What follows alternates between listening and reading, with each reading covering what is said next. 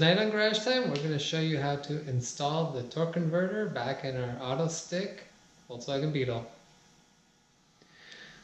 Now, it may be hard to see, but as we are going to put this on, you can see there's two gears or two shafts that we actually have to line up. So you might have to rotate as you're going on.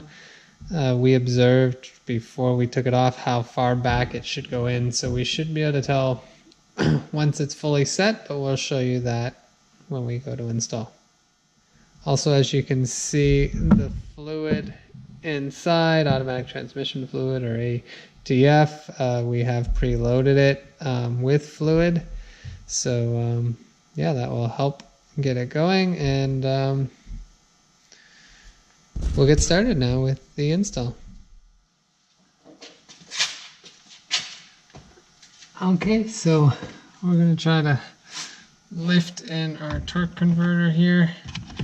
Now the manual did state try not to put too much weight down on the seal. You can actually damage the seal. And there you go. And here you can see this is where we put the bolts through, the special bolts. So there we go. That is installed.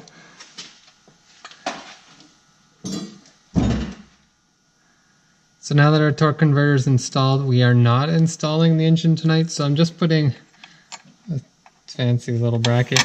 We just drilled some holes in a piece of sheet metal using the engine mount bolts.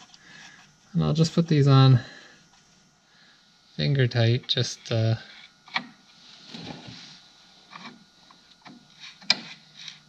so that the torque converter, if the car ever shifted a bit or something, wouldn't slide right off, because there's nothing holding it on there, just those two gears we had mentioned.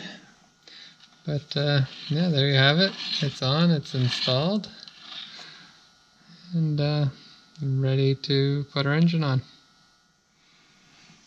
And that's how you install the torque converter back in your Autostick Volkswagen Beetle. Thanks for watching. Don't forget to subscribe, and we'll see you next time.